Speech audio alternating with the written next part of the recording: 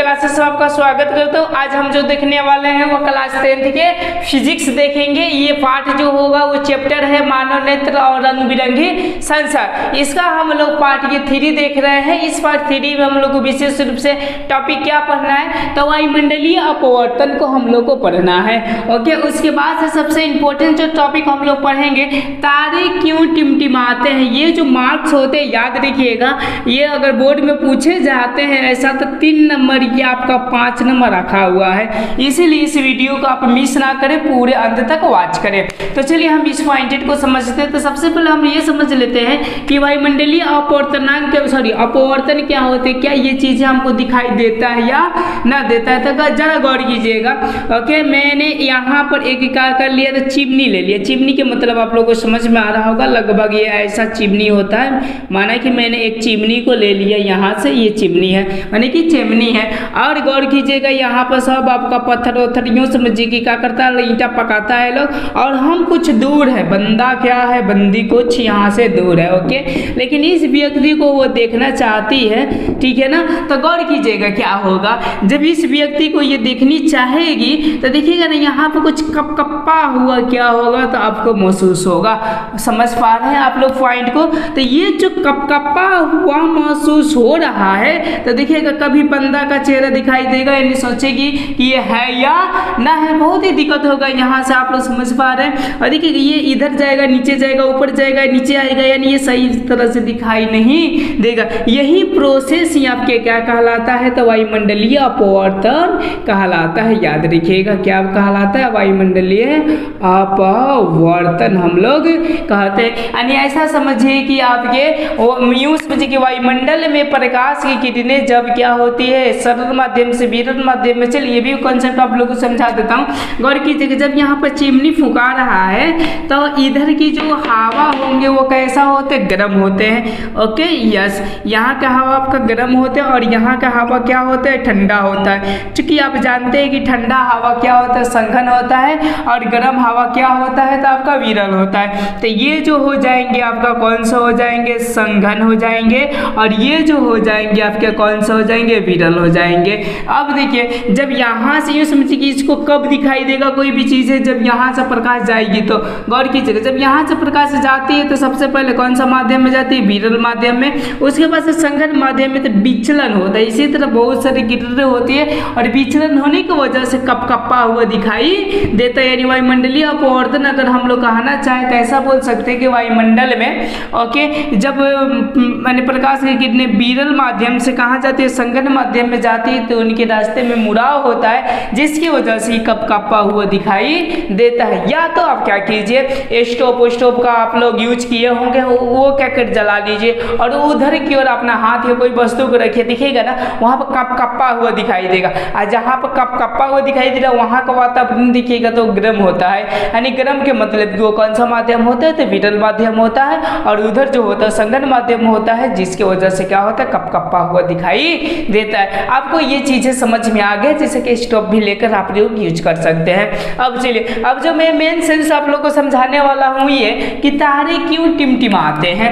Okay, अब चलिए, अभी कभी कभी क्वेश्चन पूछ देता है कि ये टिमटिमाना क्या होता है, टिमटिमाना। ओके, तो आप लोग दिमाग में ये भेजा में घुसा कर रखिएगा कि टिमटिमाना का मतलब होता है कभी ये दिखाई देना, यस, और कभी ये दिखाई ना देना ही क्या कहलाते हैं, तारे के टिमटिमा कहलाते हैं। ओके, हाँ, ऐसा क्यों होता है। जैसे कि ये बंदा दिखाई दे रहा है, तो मेरा आप लोग सिद्धांत जानती हैं लोग, सबसे पहले मैं समझाने का कोशिश करता हूँ, उसके बाद से क्या करता हूँ, जो लिखवाता हूँ। तो चलिए सबसे पहले हम लोग समझ लेते हैं, और समझने के बाद से हम लोग क्या करते थे, इस पॉइंटेड को लिखने का कोशिश करते थे। मैं फिलहाल मैं इनको क्या करता हूँ, ऐसा क्लीन कर देता हूँ, जैसा कि ये आपका क्या हो गया, क्लीन हो गया। और क्लीन होने के बाद से गौर कीजिएगा, यहाँ पर ध्यान दीजिएगा। आप लोग चूंकि जानते हैं कि अगर ये देखिए वायुमंडलीय दाब होता है, चाहे एक बात है आप लोग जानते हैं कि जैसे जैसे हम लोग ऊपर जाते हैं लोग, हवा का मात्रा कम होते जाता है, समझ रहे हैं ना।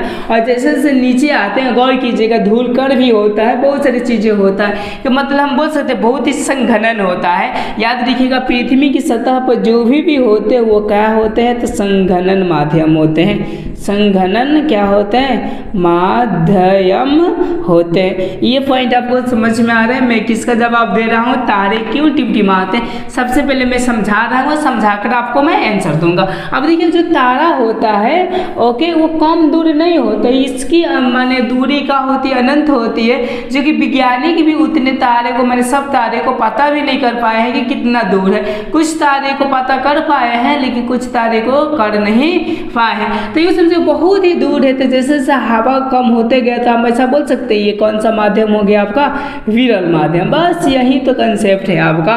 बस ये बातों को आप लोग समझ गए तो समझिए कि ये तारे क्यों टिमटिमाते हैं, ये भी आप बातों को समझ जाइएगा और गौर कीजिएगा। हम लोग ये पॉइंट लिख सकते हैं कि तारे क्यों टिमटिमाते हैं, तो तारे इसलिए टिमटिमाते हैं कि जब और एक बात याद रखिए तारा का अपना प्रकाश होता है। जब यहाँ से प्रकाश निकलती है, जब तारे से प्रकाश निकलती है तो विरल माध्यम से कहाँ जाती है, संघन माध्यम में जाती है। गौर कीजिएगा ये ऐसा निकली ओके, लेकिन यहाँ से अभिलंब होगा क्योंकि संघनन में फिर इधर मुड़ेगी, ऐसे मुड़ेगी और समझिए कि ऐसे मुड़ते मुड़ते मुड़ते मुड़ते क्या होगी तो यहाँ पर इसको दिखाई देगा ओके। यानी एक पॉइंट आप लोग इसमें क्या लिखिएगा, पहला चीज है तो यूँ समझिए कि तारे से जब प्रकाश आता है, तारे से जब वो क्या आता है, प्रकाश आता है।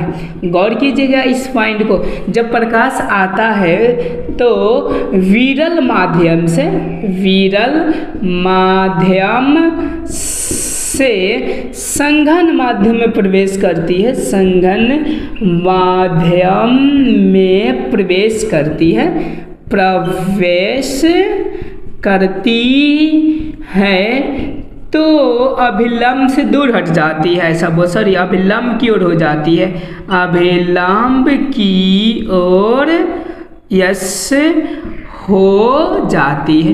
ये पॉइंट आप लोगों को लिखा जाएगा कि नहीं लिखा जाएगा, फर्स्ट मेन पॉइंटेड में लिखवा रहा हूँ, यहाँ तक लिखा जाएगा।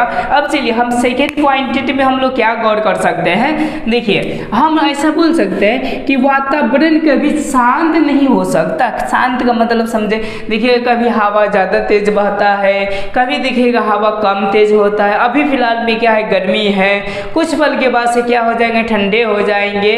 और हवा शांत न होने की वजह से इनके क्रम में क्या होते रहती है, तो बदलाव होती रहती है। समझ रहे हैं ना, हम लोग 2 नंबर यहाँ से पॉइंट लिख सकते हैं। चूंकि वातावरण शांत नहीं होते हैं, ये वाला आप लोग उतार लीजिए अच्छी तरह से। उसके बाद से मैं 2 नंबर पॉइंट को लिखता हूँ और दोनों को इंक्लूड करके लिख दीजिएगा तो आपके तारे क्यों टिमटिमाते हैं इसका आंसर हो जाएगा। चलिए मैं इसको 2 नंबर पॉइंट को लिखता हूँ, ये उतर गया ना, यस। तो चलिए अब हम 2 नंबर पॉइंट को देखते हैं कि 2 नंबर पॉइंट हमारा क्या है ओके।